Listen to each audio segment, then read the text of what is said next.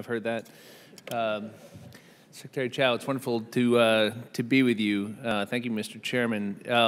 And I apologize, I had to step out earlier, so if some of this has been covered, I hope you'll bear with me. But can you confirm for me that the Gateway project in New York was listed as the #1 project on the Trump administration's priorities list? Do I have that right? I don't think so. You don't think so? I don't think there's a list. Well, I think you identified major projects of national significance, and it was the #1 project. But stipulating the importance of the project for a minute, you'd agree with me it's an important project. We want to work with the states. The issue is how to fund it and what the proportion of shares are. Right. So the Washington Post reported, Secretary Chao, that President Trump recently personally requested that Speaker Ryan block the federal funding for the Gateway project in the omnibus spending package.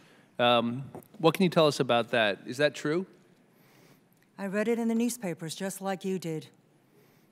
Right. My question was, is it true? It probably is. And can you tell us why the President is seeking to block funding? I think you need to ask the White House on that. But I have already said— Secretary Chao, excuse me. I will be more than glad to explain it if you let me.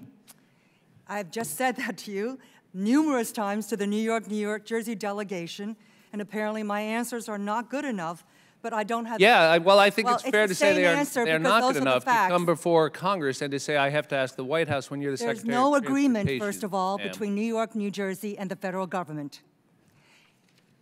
There's no documentation. My question was much more narrow. My question was, is the President of the United States personally intervening with the Speaker to kill this project? The President, yes. The President is concerned about the viability of this project and the fact that New York and New Jersey have no skin in the game. They need to step up and bear their fair share.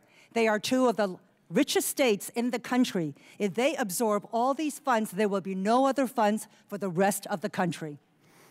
Thank you for confirming that. And is it also the case that the administration has rejected the 50-50 partnership developed by the Obama administration? I may be wrong. Excuse me, if I could ask my question, ma'am, thank you. Proposed to eliminate CIG funds, proposed to eliminate Amtrak funds, tried to block all omnibus funding, and now, with your confirmation, threaten other lawmakers with the loss of their project and ask the Speaker to personally kill it. So is it fair to say that the states aren't doing enough when this is the administration's sorry record on this project?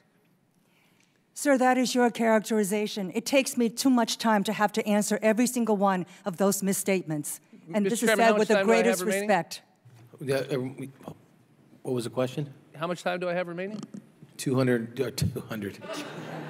2 minutes and 4 seconds. Well, Madam Secretary, you may have my remaining 2 minutes if you can do your best to explain why the President of the United States is killing the most important infrastructure project, certainly in the Northeast, probably in the country, and why it has actively undermined the efforts of the previous administration to work out the very issues you just addressed. Please take my time and tell us why this project, which is so important, is being killed personally by this President. Those are your words, not mine. If you want the President's stance, please go to the White House. There is no such agreement. The previous administration made no commitment except at a political rally in the heat of a campaign. There's no documentation evidencing any commitment. There's no pending application on the 9 projects that you collectively call Gateway. The career staff rated this project as not eligible for federal funding because the state and local government have put in 5% in one, 0% in the other. That's not how these projects are financed. One of the projects is thinking about applying for a TIFIA loan. They're taking that loan and making it their part. The state is taking our loan and using it as their equity. That's like if you're getting a mortgage and you have to put 20% down as your equity. You go out and you get a second loan and you call that second loan your equity. Well, there are certain guidelines in which these loans are put together. As an example, if you look at the Purple Line in Maryland, it's 38% federal grants, 33% TIFIA loan, 20% state, 9% the private sector.